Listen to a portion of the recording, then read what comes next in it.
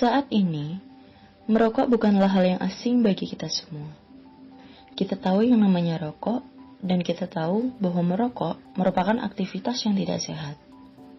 Namun terlepas dari itu, perlu kita ketahui, apa sih sebenarnya bahaya dari merokok?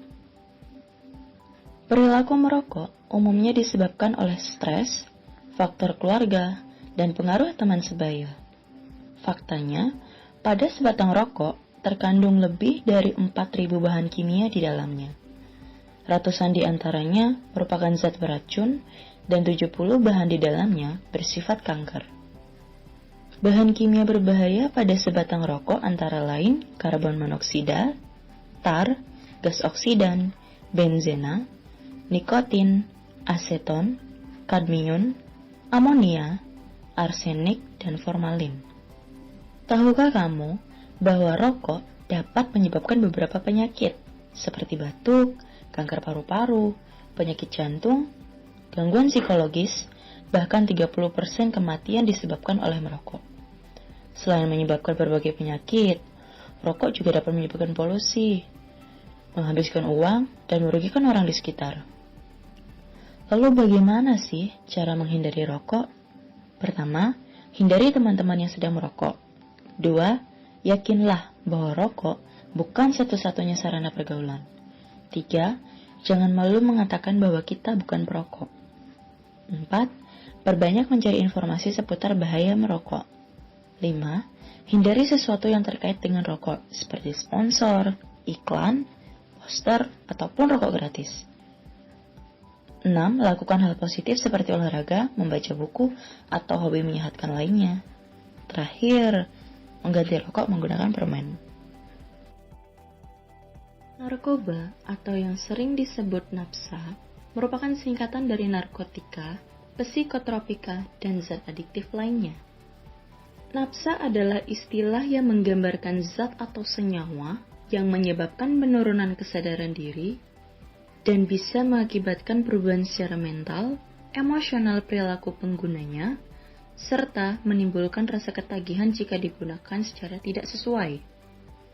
Penyalahgunaan narkoba menyebabkan pengguna merasa ketergantungan pada obat tersebut sehingga mengakibatkan gangguan secara fisik maupun psikologis.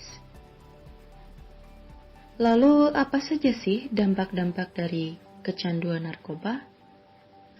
Yang pertama, secara fisik, dampaknya dapat menyebabkan menstruasi tidak teratur, beresiko terkena penyakit menular seperti HIV, sering sakit kepala, mual dan muntah, sulit tidur, bahkan kematian. Dampak yang kedua yaitu secara psikologis, dapat menyebabkan halusinasi, ceroboh, mudah tegang, gelisah, hilang kepercayaan diri, sulit untuk berkonsentrasi, mudah kesal, pemarah, cenderung menyakiti diri, perasaan tidak aman, bahkan keinginan untuk bunuh diri.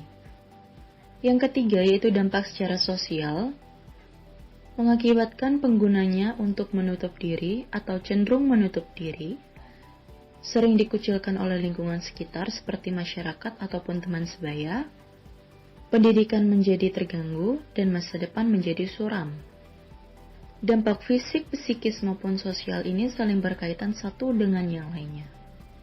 Seseorang yang ketergantungan terhadap obat akan merasakan sakit yang luar biasa apabila terjadi putus obat atau tidak mengonsumsi obat tersebut. Dengan adanya dorongan psikologis berupa keinginan sangat kuat untuk mengonsumsi obat tersebut, dia rela untuk mencuri uang demi membeli obat tersebut. Akibat perbuatannya, maka ia akan dikucilkan oleh lingkungan sekitar. Apabila keinginannya tidak terpenuhi, maka ia akan mudah marah, depresi, bahkan cenderung menyakiti diri sendiri. Lalu bagaimana sih cara menghindari penyalahgunaan nafsa? Pertama, tolak ajakan merokok, karena merokok adalah gerbang penyalahgunaan narkoba. Kedua, kenali temanmu. Pilihlah teman yang selalu mengajak aktivitas positif. 3. Hindari kelompok teman yang tidak sehat. Sapa lalu pergi jika tidak sengaja bertemu. 4. Isi waktu luang dengan kegiatan positif seperti olahraga, bermain musik, belajar, dan lain-lain. 5. Ingatlah bahwa tidak ada ajaran agama yang membenarkan penyalahgunaan narkoba.